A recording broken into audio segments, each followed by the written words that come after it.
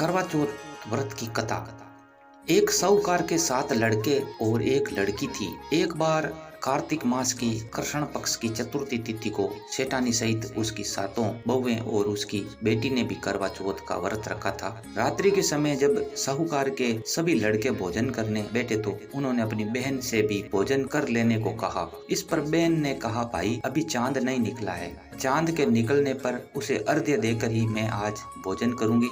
साहूकार के बेटे अपनी बहन से बहुत प्रेम करते थे। उन्हें अपनी बहन का भूख से व्याकुल चेहरा देख बहुत दुख हुआ। साहूकार के बेटे नगर के बाहर चले गए और वहां एक पेड़ पर चढ़कर अग्नि जला दी। घर वापस आकर उन्होंने अपनी बहन से कहा, देखो बहन, चांद निकल आया है, अब तुम उन्हें अर्घ्य देकर भोजन ग्रहण करो।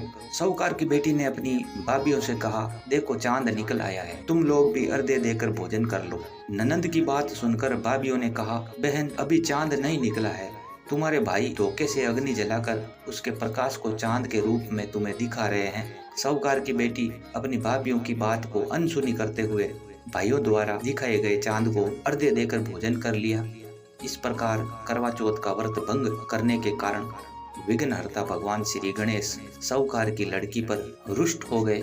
गणेश जी की अप्रसन्नता के कारण उस लड़की का पति बीमार पड़ गया और घर में बचा हुआ सारा धन उसकी बीमारी में लग गया। साहूकार की बेटी को जब अपने किए हुए दोषों का पता लगा तो उसे बहुत पश्चाताप हुआ। उसने गणेश जी से क्षमा प्रार्थना की और फिर से विधि विधान पूर्वक चतुर्थी का व्रत शुरू कर दिया। उसने उपस्थित सभी लोगों का श्रद्धानुसार आदर किया और उसके बाद उसने उनसे आशीर्वाद ग्रहण किया। इस प्रकार उस लड़की के श्रद्धा भक्ति को देखकर एकदंत भगवान गणेश जी उस पर प्रसन्न हो गए और उसके पति को जीवन दान प्रदान किया। उसे सभी प्रकार के रोगों से मुक्त करके धन संपत्ति और वैभव से युक्त कर दिया। बोलो गणेश जी महाराज की जय।